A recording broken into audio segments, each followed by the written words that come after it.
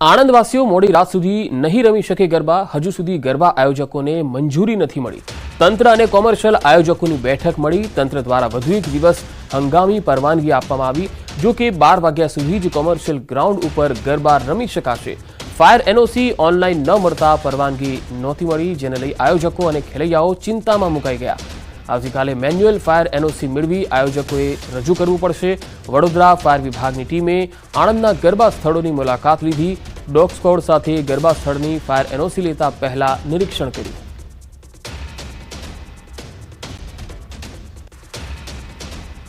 આણંદ જિલ્લાના દરેક ગરબા આયોજકોની મિટિંગ રાખેલી હતી. આ મિટિંગની અંદર જ્યારે સાહેબ તરફથી કહેવામાં આવેલું કે દરેક જણે ફાયર માટેની જે કંઈ પરમિશન લાવવાની છે તે કમ્પલસરી છે, તે છતાં ઇલેક્ટ્રિકની છે, એના ઇન્સ્યોરન્સની છે વગેરે જે કંઈ હશે તમારે એનઓસી કમ્પલસરી લેવી ફરજિયાત છે. સર્વે અમે જિલ્લાના બધા આયોજકો સાથે મળીને નક્કી કરેલું છે કે અમે ફાયરની મંજૂરી લઈને આગળ ગરબા ચલાવીશું. નવરાત્રી પર્વને લઈ હર્ષ સંઘવી અને કોંગ્રેસ સાંસદ ગેનીબેન વચ્ચે સામસામે નિવેદનોનો મારો ચાલી રહ્યો છે. હર્ષ સંઘવીએ મોડી સુધી ગરબા રમવા નિવેદન આપ્યું તો બીજી તરફ ગેનીબેને ગુજરાતમાં મહિલાઓની સુરક્ષા અંગે સવાલ ઉઠાવ્યા.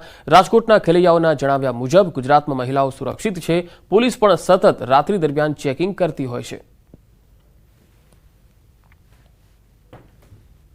ગુજરાતમાં દીકરીઓ જે અત્યારે ફીલ કરે છે એવો એક પણ સ્ટેટમાં ફીલ નથી કરતી, કારણ કે ગુજરાતની પોલીસ વ્યવસ્થા ખૂબ જ સારી છે. તેમજ ગુજરાતનું કલ્ચર છે ગરબા, એમાં કોઈ પણ જાતની ખલેલ હજી સુધી મેં ક્યાંય જોયું નથી. ટોલ ફ્રી નંબર બધી લેડીઝોને આપેલા છે, જે કે કોઈને રાતે મોડા સુધી કોઈને કાંઈ તકલીફ હોય તો એ બધાને અન્ય કોલના નંબર આપેલા જ છે બધી લેડીઝોને. વડોદરાની યુવતીઓએ ગેનીબેનના નિવેદનને વખોડ્યું. મોડી રાત સુધી ગરબા રમવા મામલે રાજકારણ ગરમાયું.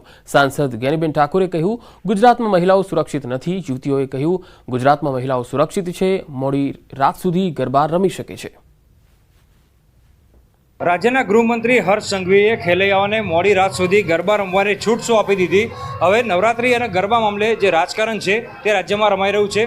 ગેનીબેન ઠાકોર છે, તેમનું એવું કહેવું છે કે ગુજરાતમાં જે દીકરીઓ છે તે સુરક્ષિત નથી અને દીકરીઓ મોડી રાત સુધી ગરબા રમશે ને કોઈ ઘટના બની ગઈ તો તેની જવાબદારી કોણ લેશે? ત્યારે આ પ્રશ્નોનો જે જવાબ છે તે વડોદરાની દીકરીઓ આપશે અને તેમને જ પૂછીશું અને તેમની સાથે જ વાત કરીશું.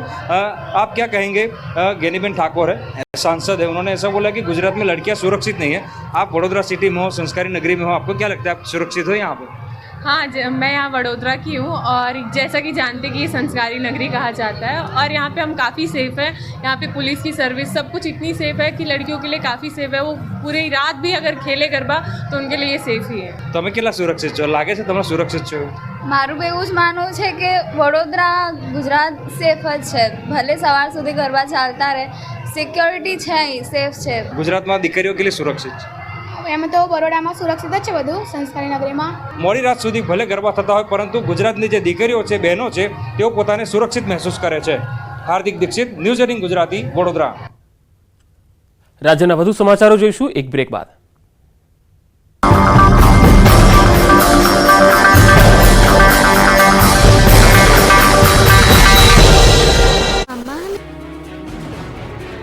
બે દિવસ ગુજરાતના પ્રવાસે આવેલા કેન્દ્રીય ગૃહમંત્રી અમિત શાહ સતત બીજા દિવસે વિવિધ કાર્યોની ભેટ આપી. અમિત શાહ બીજા દિવસે દિવસભર અલગ અલગ 13 કાર્યક્રમોમાં હાજરી આપી. અમિત શાહ બીજા દિવસના પ્રવાસનો પ્રારંભ ગાંધીનગરથી કર્યો. અડાલજમાં કેન્દ્રીય ગૃહપ્રધાન અમિત શાહના હસ્તે હીરામણી આરોગ્યધામનું લોકાર્પણ કરાયું. 50 કરોડના ખર્ચે બનાવાયેલી આધુનિક સુવિધા ધરાવતી હોસ્પિટલનું અમિત શાહના હસ્તે લોકાર્પણ કરવામાં આવ્યું. ત્યારે ગાંધીનગરમાં આરોગ્ય ક્ષેત્રે આજે સ્વર્ણિમ સૂર્યોદય થયો છે. ત્યારબાદ એડીસી બેંકના અને મહાત્મા મંદિરમાં આયોજિત કાર્યક્રમમાં હાજરી આપી હતી. ગાંધીનગરમાં મહાત્મા મંદિર ખાતે એડીસી બેંકની શતાબ્દી સમારોહમાં હાજર રહી શુભેચ્છા આપી. ત્યાંથી અમિત શાહ પેથાપુર ગામે પહોંચ્યા હતા. અહીં તળાવનું નવીનીકરણ બાદ લોકાર્પણ કર્યું. પેથાપુર ગામમાં આવેલા ઉટવાડિયા તળાવનું પણ લોકાર્પણ કરાયું. ગામના તળાવ કિનારે વૃક્ષારોપણ કર્યું. ગાંધીનગર મનપાએ ગ્રામજનોને વિકસિત તળાવની ભેટ આપી. અંદાજિત 8 કરોડના ખર્ચે તળાવનું નવીનીકરણ થયું. બાદમાં ગૃહમંત્રી અમિત શાહે ચંદ્રાસર તળાવનું લોકાર્પણ કર્યું. ચંદ્રાસર તળાવનું 2023માં અમિત શાહે ખાતમુહૂર્ત કર્યું.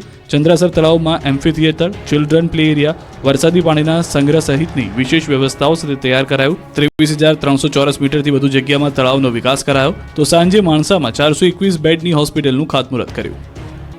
રાજકોટ મહાનગરપાલિકાના તત્કાલીન ટાઉન પ્લાનિંગ ઓફિસર મનસુખ સાગઠિયાનું વધુ એક કૌભાંડ સામે આવ્યું છે.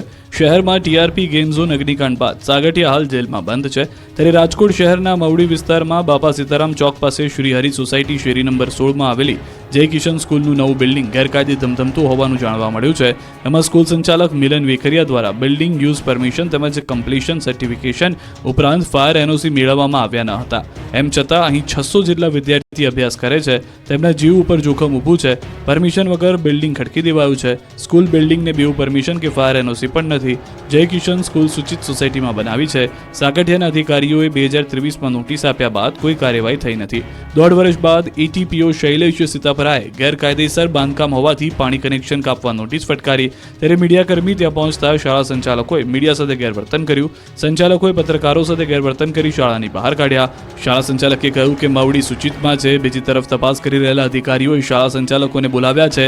જિલ્લા શિક્ષણ વિભાગના અધિકારીઓની ટીમ તપાસ માટે પહોંચી હતી. સુરત શહેરની નવી સિવિલ હોસ્પિટલમાં સારવાર લઈ રહેલા દર્દીઓની સલામતી અને સુરક્ષા રામ ભરોસે છે. નવી સિવિલ હોસ્પિટલના બીજા માળે સર્જરી વોર્ડમાં સ્લેબ તૂટી પડતા ભાગદોડ મચી ગઈ. નવી સિવિલ હોસ્પિટલમાં સ્લેબના પોપડા પડતા દર્દીઓ ડરી ગયા. જર્જરિત બિલ્ડિંગમાં હોસ્પિટલના બીજા માળે સર્જરી વોર્ડમાં પોપડા પડતા દર્દીઓને હાલાકી ભોગવવાનો વારો આવ્યો. સદનસીબે ઘટના સ્થળે દર્દી કે તબીબ ન હોવાથી મોટી દુર્ઘટના ટળી હતી. ઘટના બાદ વોર્ડમાં ફરજ બજાવતા કર્મચારીઓ અને તબીબોને જીવ તાળવે ચોંટી ગયો.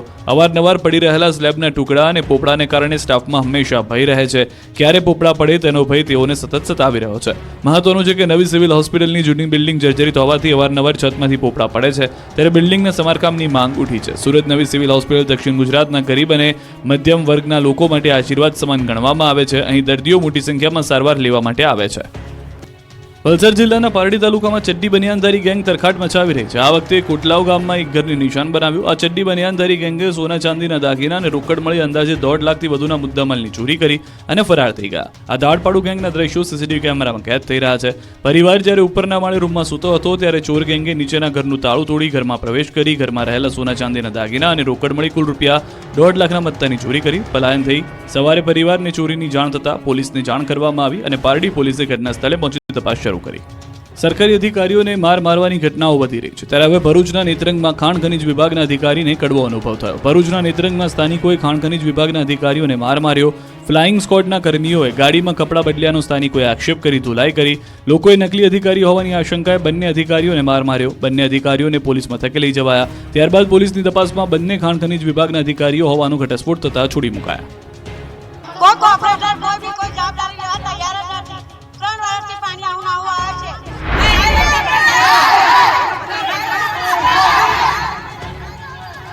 હાય હાયના નારા, હલ્લા બોલ અને આક્રોશના દ્રશ્યો છે વડોદરાના.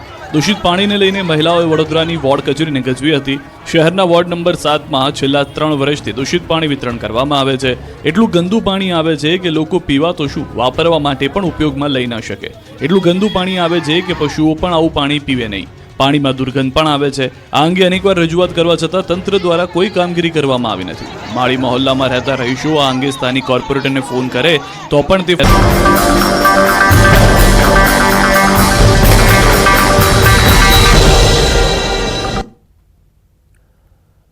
બ્રેક બાદ એક મહત્વપૂર્ણ ખબર આવી રહી છે. 5 દિવસથી નર્મદા ડેમ